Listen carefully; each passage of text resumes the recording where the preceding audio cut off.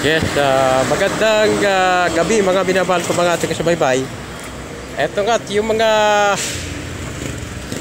Indian mango na pinitas ko kahapon. Eto na, at ibinenta ko ngayon. So kanina, mga bandang alas 2 hanggang alas 3. Umulan kasi sa lugar namin, kaya lumabas na ako mga alas 5:30 na yon ng hapon. At ito nga, hanggang ngayon, nagtitinda pa rin ako dito sa gawin ito ng Letex Payatas, Quezon City. At ito nga, binablog ko yung mga pinitas ko kahapon. Inuwi ko na Manila para sa ganon mabawi ko yung pamasahe ko patungo Manila. Okay, so para magamit din sa panload, lahat na pangkain, ganon.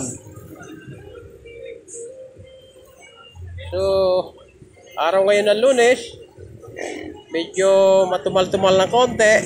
Meron na rin nabinta, pero medyo matumal ng konti ang mga paninda ngayon. Kasi Lunes, pasukan na naman. Kaya dumaan ng Sabado-Linggo, gastusan. Kaya kahit paano nakabenta rin.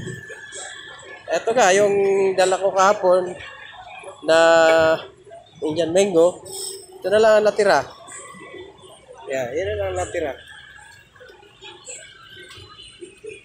So, iginaya ko pa yung kariton para sa ganon, dito ko mailagay yung mga Indian mango.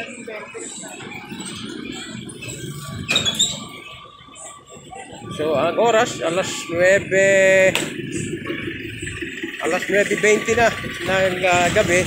Nandito pa rin ako sa lansangan para magbinta ng Indian mango. So, maya-maya lang siguro, uwi na rin ako para hindi ako masyado mapuyat. Yan, at maraming salamat. Thank you for watching. Mabuhay po, mga binabahal ko mga taga-subaybay. Please, like and share po.